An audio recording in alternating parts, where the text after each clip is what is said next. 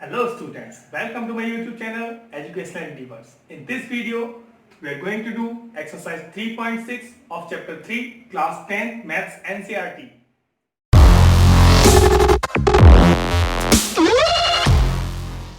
So now let's see question number first of this exercise.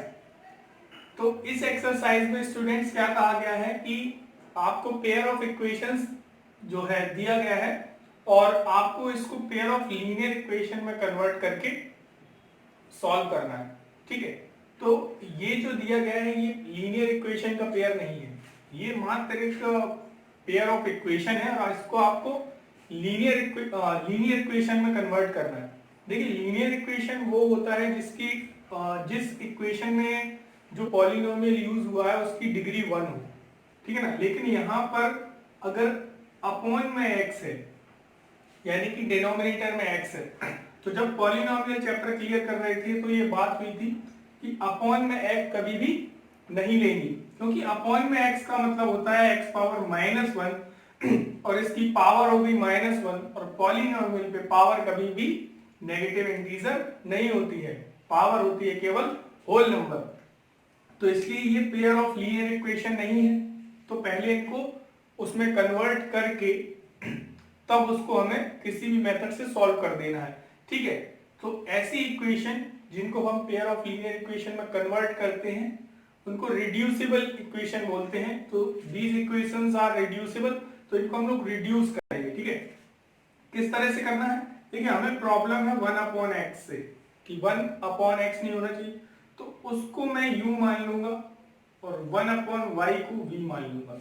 ठीक है, आपको यहाँ 1/x और 1/u दिख रहा है। ठीक है, तो कभी भी अगर अपॉन में x रहेगा तो उस 1/x की जगह आप u लिख देंगे। तो मैं पहले एक इक्वेशन आपको करके बता रहा हूं, यहां पर इस इक्वेशन को इस तरह से लिख सकते हैं। ठीक है ना, तो 1/x रिप्लेस करके इसकी जगह u लिख दिया जाएगा और 1/y की जगह v लिख दिया जाएगा। इसमें कोई प्रॉब्लम नहीं, ये 1/3 है। अब एलसीएम ले लेंगे तो 6 आ जाएगा, 2 3 या 6, 3u plus 2v equal to 6 2 जा 12 हो जाएगा।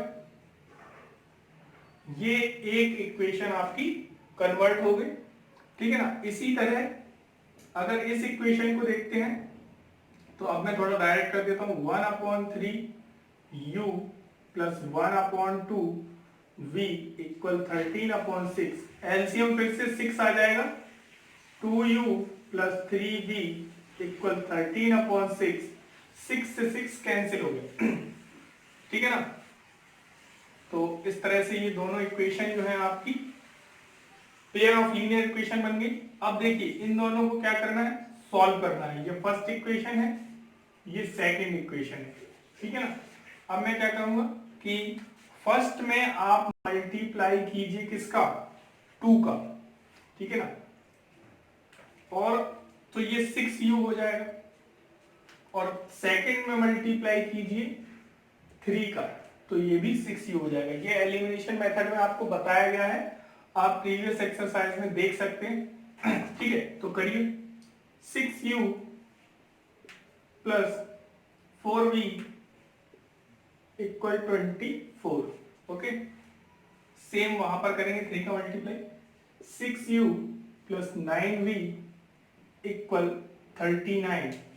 ठीक है ना, अब माइनस कर देंगे, माइनस माइनस माइनस, 6u से 6u कैंसिल, 4 - 9 माइनस का 5v आ जाएगा इक्वल ये आएगा माइनस का 15, कैंसिल हुआ तो 3, v कितना आ गया, 3 आ गया। ठीक है ना, अब v को आप फर्स्ट इक्वेशन में पुट करेंगे तो आपके पास u आ जाएगा। देखिए, हम डायरेक्ट करते हैं, यहाँ 3 रखेंगे, 3 2 या 6। ठीक है ना, 12 - 6, 6 माइनस हो जाएगा, 6 बचेगा, अपॉन में 3 जाएगा तो 2 आ जाएगा, यानी कि u कितना हो गया, 2। ओके ना, ठीक है, अब उसके बाद का काम है, यहां कर रहे हैं, यहां जगह इसलिए यहां कर ले रहे हैं। देखिए, u और v तो हमें चाहिए नहीं थे, हमें चाहिए x और y। तो 1/x किसके इक्वल है, u के, तो 1/x इक्वल हो जाएगा 2, और 1/y किसके इक्वल है, v के, तो वो हो जाएगा 3 के इक्वल। अब देखिए अगर हमें x की वैल्यू निकालनी है तो हम रेसिप्रोकल कर देंगे, तो x इक्वल 1/2 और y equal 1/3। It is your answer. Second part, इसी तरह जितने भी इसके जो यहाँ पर आपको 8 पार्ट दिए गए हैं, सभी को आपको पेयर ऑफ लीनियर इक्वेशन में कन्वर्ट करके ही आपको उसको सॉल्व करना है, ठीक है ना। तो अभी इस सेकंड पार्ट को देखते हैं क्या करना है। सेकंड पार्ट में देखिए 1 में अंडर रूट एक्स है, तो 1 अंडर रूट एक्स को आप u मान लेंगे और 1 अंडर रूट वाई को v मान लेंगे, ठीक है ना। तो अभी अगर मैं इसको देखूं तो ये 2 इंटू 1/√x और ये 3 इंटू 1/√y लिखा हुआ है, ठीक है ना। तो 1/√x की जगह u और इसकी जगह v आ जाएगा, ये फर्स्ट इक्वेशन बन जाएगी। और इसी तरह अगर इससे मैं सेकंड इक्वेशन निकालना चाहूं तो 4u माइनस 9v इक्वल -1, ये सेकंड इक्वेशन हो जाएगी, ठीक है ना। अब क्योंकि एलिमिनेशन से सॉल्व करना है, आप इसमें 2 का मल्टीप्लाई करके अच्छे से एलिमिनेशन मेथड से सॉल्व कीजिए और इसका आंसर कमेंट सेक्शन में बताइए, ठीक है ना। तो इसको हम इस तरह से यहाँ पर हटा देते, ठीक है। अब अगला पार्ट देखते हैं कि थर्ड पार्ट में जो है, थर्ड पार्ट में जो 1/x दिया गया उसकी जगह u मान लेंगे और y तो एज इट इज है ही, तो y को हम कुछ नहीं करेंगे, y को वैसा ही लिखा रहने देंगे, ठीक है ना। फोर्थ पार्ट में देखते हैं 5/x minus 1 plus 1/y minus 2 और इक्वल दिया है 2 और अदर इक्वेशन है 6/x minus 1 minus 3/y minus 2 equal. इस इक्वेशन में क्या है, यहां पर 1 में x तो है लेकिन x के साथ -1 जोड़ा हुआ है, यानी ठीक है ना, मतलब -1 इसके साथ में है, तो हम इसको अब अलग नहीं कर सकते हैं। जो भी लेना है x -1 के साथ ही लेना है, तो पूरा इसको ही मैं u मान लूंगा और इसको मान लूंगा v, ओके। तो अगर पिछले तरह से देखें तो ये कोई इक्वेशन बन जाएगी 5u plus v equal to, ठीक है ना, क्योंकि ये 5 इंटू 1/x माइनस 1 है, तो 5 इंटू u हो जाएगा और ये v हो जाएगा, ठीक है ना। अब इस तरह से यहाँ पर ये एक इक्वेशन आपकी बन गई, ठीक है ना। सेकेंड इक्वेशन क्या बन जाएगी, 6u यहां लिखते, ठीक है ना, तो सॉल्व भी कर देंगे इसको, 6u minus 3v equal 1, okay. तो ये सेकेंड इक्वेशन बन गई। अब इनको सॉल्व करेंगे एलिमिनेशन मेथड से, ठीक है ना। तो ये v जो है इसको इक्वल कर लें, या u किसको इक्वल करना चाहेंगे, v को इक्वल कर देते, ठीक है ना। यहाँ पर 1v है और यहाँ पर 3v, तो अगर मैं इसमें 3 का मल्टीप्लाई कर दूं तो 3 5 जो 15 प्लस 3v इक्वल 6। अब ये 3v के इक्वल हो गया। हमें एलिमिनेशन मेथड में क्या करना होता है, किसी भी एक वेरिएबल के कोएफिशिएंट को बराबर करना होता है, उसके लिए हम मल्टीप्लाई करते हैं, जरूरत पड़े तो दोनों में, नहीं तो केवल एक में अगर मल्टीप्लाई करके बराबर हो जाता है तो अच्छी बात है। सेकेंड इक्वेशन को यहां लेके आएंगे, 1 माइनस, अच्छा एक सेकेंड, साइन चेंज कब करते हैं, जब दोनों जो वेरिएबल आपने जिनके कोएफिशिएंट बराबर किए हैं वो सेम साइन के हों, तो हम नीचे वाली इक्वेशन के सभी साइन चेंज कर देते हैं। लेकिन अगर वो डिफरेंट साइन के हैं तो हम नहीं चेंज करेंगे, ठीक है ना। तो ये 3 भी कैंसिल हो गए, 15 प्लस 6, 15 और 6 मिलकर कितने हो जाएंगे 21u, और 6 और 1 हो जाएंगे 7, तो u हो जाएगा 7/21 यानी कि 1/3। तो u की वैल्यू क्या आ गई, 1/3 आ गई, ठीक है ना। अब इसी तरह v निकालना है, तो u को आप फर्स्ट में करेंगे put it in first equation ये है, तो 5 इंटू 1/3 प्लस v इक्वल 2, तो ये 5/3 हो जाएगा ना, उधर इसको माइनस में भेज देंगे, 2 माइनस 5/3, 3 2 जा 6, 6 माइनस 5 1/3, यानी कि u और v दोनों कैसे आ गए, 1/3 आ गए। अब आगे की बात देखते हैं, ठीक है ना। एक बार फिर से चेक कर लीजिए, 1/3 यहाँ रखेंगे, 5/3 वहां से माइनस 2 माइनस 5/3, 1/3 ही आ जाएगा। ठीक है, सेम आ सकता है, कोई बड़ी बात नहीं, ठीक है ना। अब फिर हम लोग क्या करते हैं भाई, 1/x-1 को माना था, क्या माना था, u, तो ये हो गया 1/3। रेसिप्रोकल करेंगे तो x-1 इक्वल 3 हो जाएगा, तो x की वैल्यू क्या आ गई, 4, ठीक है ना। अब v किसको माना था, 1/y-2 को, इक्वल v की जगह क्या लिखना, 1/3। तो जब रेसिप्रोकल करेंगे तो ये हो गया y इक्वल क्या आ गया, 5। तो इस तरह से आपकी दोनों वैल्यू आ गई, x इक्वल 4 और y इक्वल 5। इसका आप स्क्रीनशॉट ले लीजिए।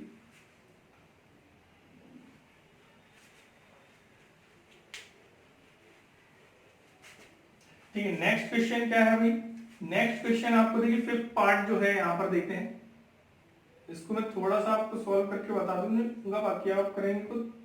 अपॉन xy इक्वल 5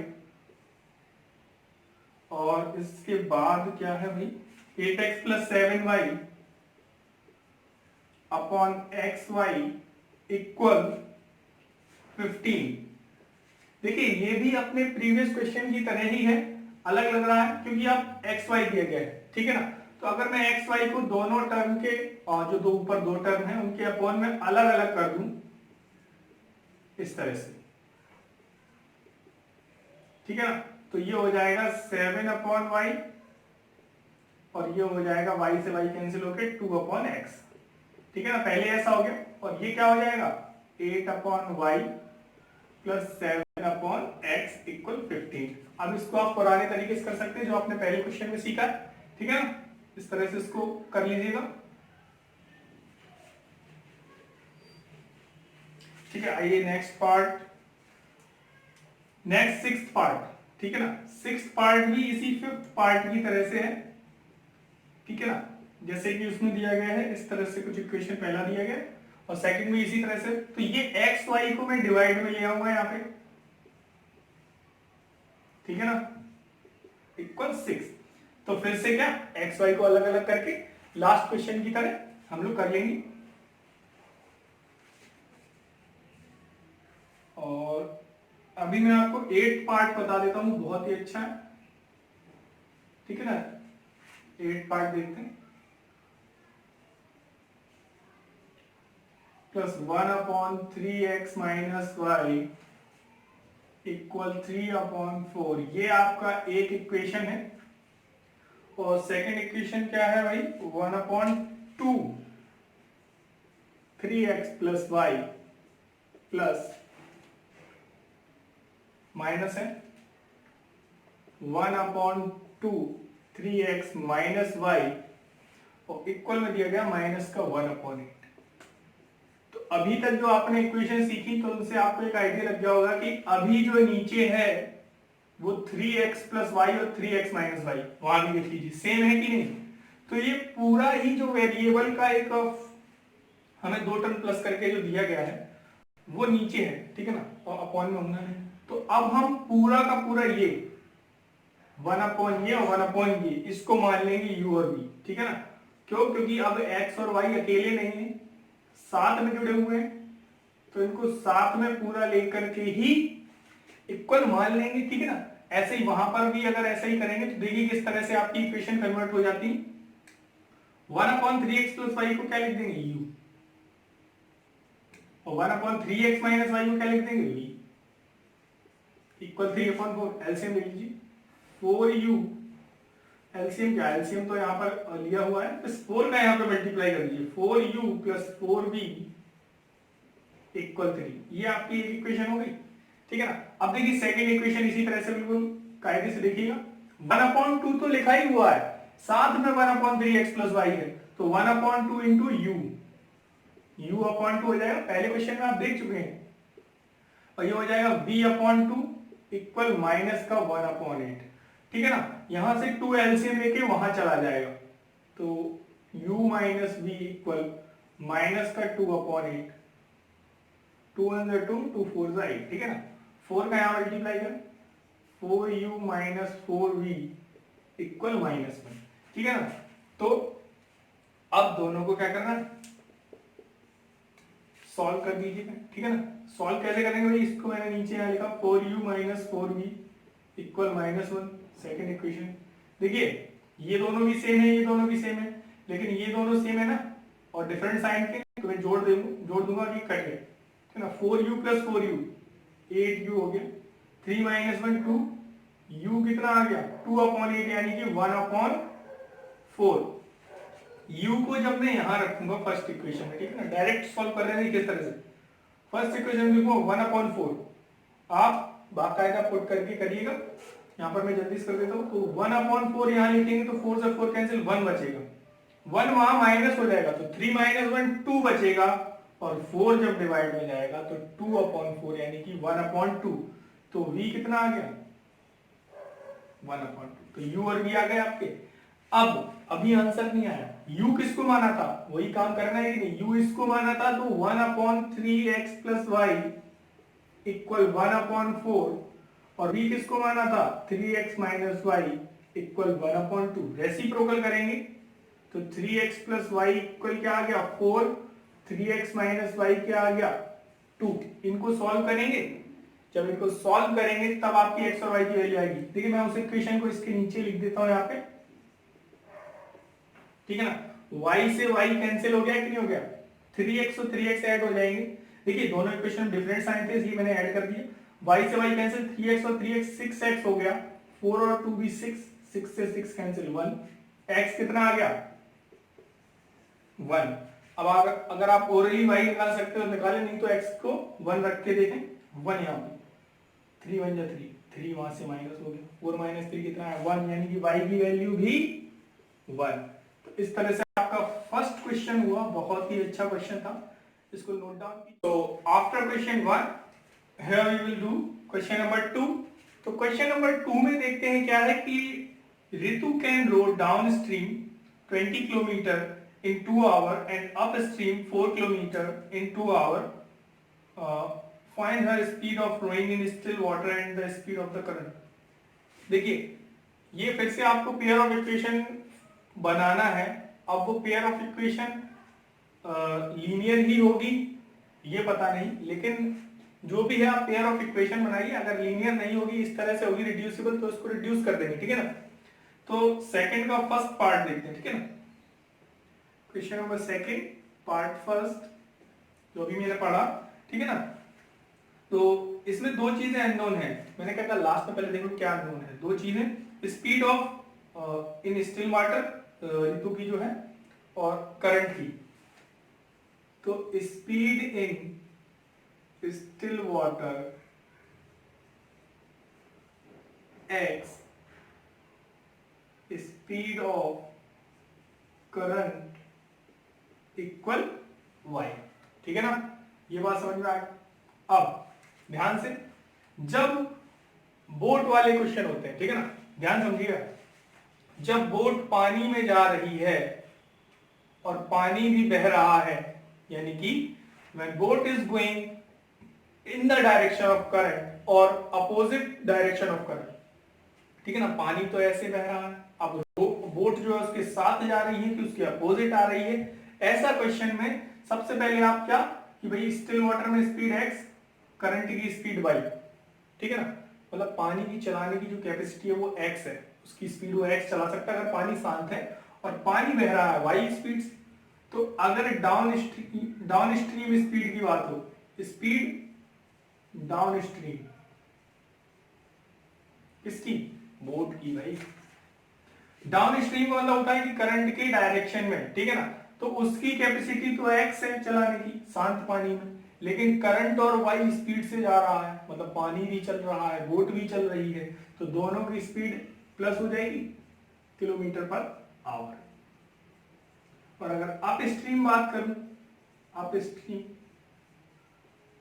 तो भाई पानी की चलने की क्षमता x है, लेकिन वो उस तरफ से आ रहा है y स्पीड से, तो उसकी x स्पीड को उसने कम कर दिया कि नहीं। भाई दो लोग आ रहे हैं, एक इधर से भाग रहा है, एक उधर से भाग के आ रहा है, टकराएंगे या मान लो एक दूसरे को रोकने की कोशिश करेंगे, तो भाई एक दूसरे की स्पीड को माइनस ही तो करेंगे, ठीक है ना। तो ये x माइनस वाई हो गई, ये समझ में आ गया, ठीक है। अब क्या दे रहे हैं, अब ये कह रहे हैं कि 20 किलोमीटर जाता है 2 आवर में, according to question part first. देखिए मुझे ये पता है कि स्पीड इक्वल होता है डिस्टेंस अपॉन टाइम, ठीक है ना। तो डाउन स्ट्रीम अगर बात करूं तो स्पीड इक्वल डिस्टेंस की है 20 अपॉन टाइम लगा है 2, यानी कि x plus y equal 10। Second equation की अगर बात करूं, सेकेंड कंडीशन की बात करूं तो अप स्ट्रीम जा रहे हैं 4 किलोमीटर इन 2 आवर।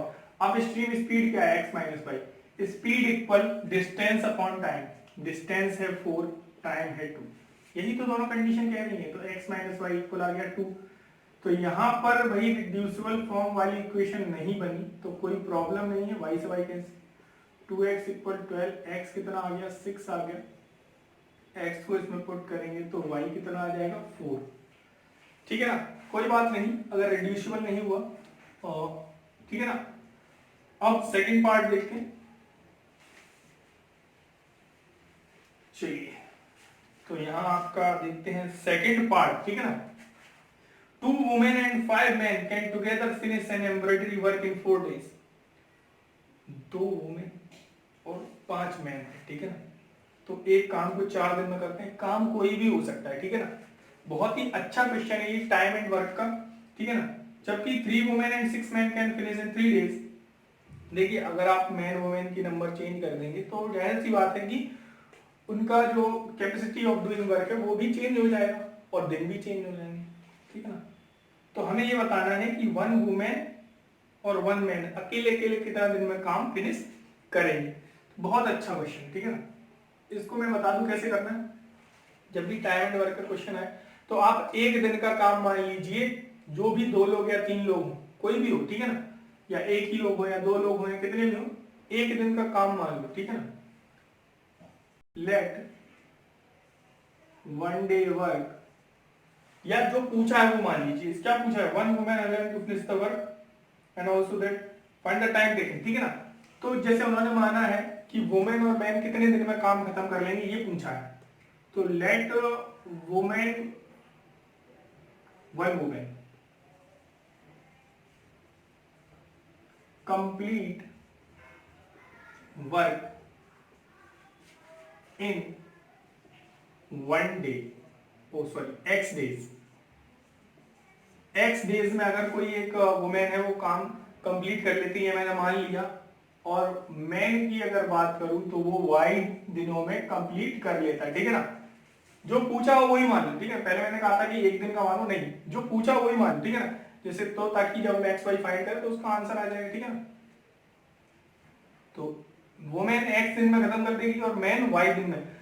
ऐसा मानने के बाद अब एक एक दिन का काम निकाल लो उनका। अब एक दिन का काम निकाल लो, क्योंकि देखो 1 डे वर्क निकालना ही है, इसीलिए मैंने पहले बोला था, ठीक है ना। 1 डे तो निकालना ही है। तो अब 1 डे वर्क ऑफ, पहले वुमेन का निकाल लेते हैं और फिर मैन का। ये बात समझने वाली है। अगर कोई जैसे मान लीजिए कि कुछ 5 किलो चावल है, ठीक है ना।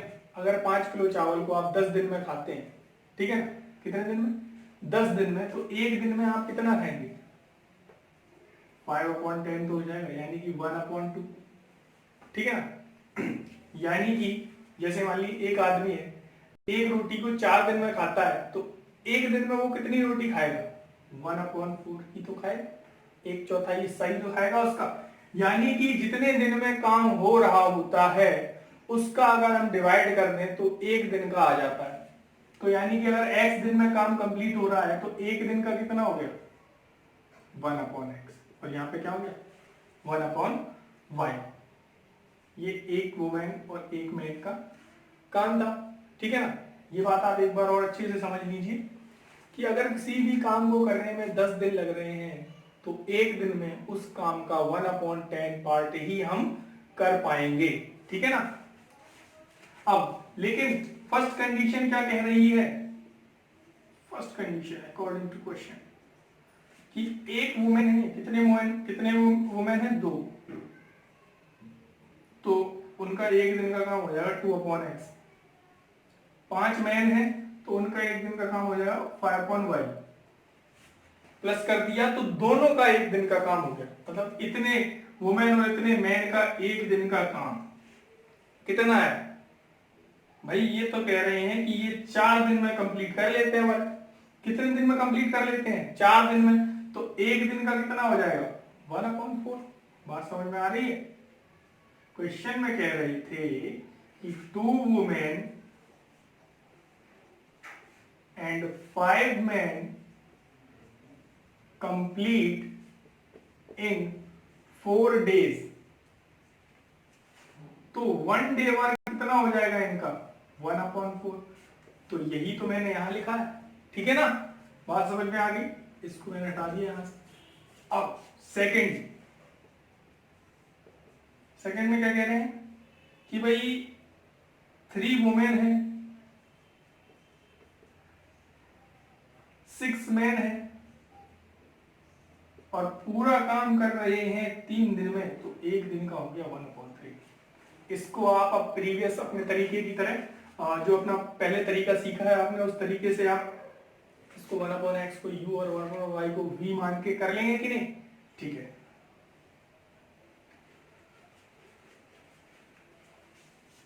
अब इसका लास्ट पार्ट देख लेते हैं। Third part, Ruhi travels 300 kilometre to her home. देखिए रूही का जो घर है वो 300 किलोमीटर है, ठीक है ना? तो वो कुछ ट्रेन से जाती है, कुछ बस से जाती है। उसको 4 घंटे लगेंगे if she travel 60 by train and remaining by bus, ठीक है ना? इसी तरह सेकंड कंडीशन भी दी गई है, ठीक है ना? तो ये बताया गया कि ट्रेन से इतना किलोमीटर चले, बस से इतना किलोमीटर चले तो इतना टाइम लगता है। अगर वही डिस्टेंस में चेंज कर दो ट्रेन और बस की तो टाइम कुछ और लगता है। तो पूछा गया है दोनों की स्पीड, किसकी? ट्रेन और बस की। तो स्पीड ऑफ ट्रेन आप क्या मान लेंगे? x, और बस की स्पीड को क्या मान लेंगे? y। जो पूछा है वही मान लो भाई, ठीक है ना? पेयर ऑफ इक्वेशन कुछ भी बने। पहली कंडीशन, टोटल डिस्टेंस कितना है? देखिए टोटल डिस्टेंस मैं लिख लेता हूं, टोटल डिस्टेंस ट्रेवल 300 किलोमीटर। तो पहली कंडीशन में, ठीक है ना, ट्रेन से कितना? डिस्टेंस ट्रेवल्ड बाय ट्रेन कितना है? लिख लीजिए 60 किलोमीटर। अब जब 300 किलोमीटर है और 60 किलोमीटर ट्रेन से, तो बस से कितना हो जाएगा भाई? 240 किलोमीटर। बात समझ में आ गई? Total time taken equal, total time कितना लग रहा है भाई? 4 घंटे लग रहे हैं क्या? ठीक है भाई, 4 घंटे लग रहे हैं। अब बिल्कुल ध्यान से समझना, बिल्कुल ध्यान से। टाइम जो लगा है 4 घंटे, वो ट्रेन और बस दोनों ने अलग अलग टाइम लिया और उसको मिला करके 4 घंटे हो रहे हैं। तो मैं पहले ये निकाल लूं कि time taken by train plus time taken by बस, तो 4 घंटे हुआ ना? बात समझ में आ रही? अब मैं अगर कहूं कि बस ने टाइम कितना लिया, तो टाइम का फॉर्मूला होता है, क्या होता है? Speed equal distance upon time होता है। तो टाइम इक्वल क्या हो जाएगा? Distance upon speed. Time equal क्या होता है भाई? Distance upon speed. तो अगर यही चीज को मैं यहां लागू करूं, तो ट्रेन ने डिस्टेंस कितना कवर किया? 60, और ट्रेन की स्पीड क्या है? x, प्लस बस ने कितना डिस्टेंस कवर किया है? 240, और स्पीड क्या है? y equal 4। क्या प्रॉब्लम है इसमें? ठीक है ना? बिल्कुल सिंपल है कि नहीं? फर्स्ट इक्वेशन हो गई। सेकंड इक्वेशन में क्या कह रहे हैं कि डिस्टेंस जो ट्रेन की है वो है आपका 100 किलोमीटर, और बस का फिर से नहीं बताया तो हम पता कर लेंगे ना, 200 किलोमीटर। क्या दिक्कत है भाई? 300 है टोटल। अब टाइम कितना लग रहा है? 10 मिनट लॉन्गर। लॉन्गर का मतलब 4 घंटे थे, 10 मिनट और ज्यादा लगे। देखिए 10 मिनट 4 घंटे में नहीं जोड़ पाएंगे, तो इस मिनट को आवर में चेंज किया 1/6, टोटल आया 25/6। यानी कि अब टाइम क्या है 25/6। अब आपको ये सब लिखने की जरूरत नहीं है, आप खुद इतने स्मार्ट हो गए हैं कि अपने आप लिख लेंगे। क्या लिख लेंगे आप कि भाई ट्रेन को कितना टाइम लगा, बताइए, डिस्टेंस ट्रेन की अपॉन स्पीड। बस को कितना टाइम लगा, डिस्टेंस अपॉन स्पीड, और टोटल टाइम 25/6। बहुत ही अच्छा क्वेश्चन, इसको आप दोनों इक्वेशन को सॉल्व कर लेंगे और आपका आंसर आ जाएगा।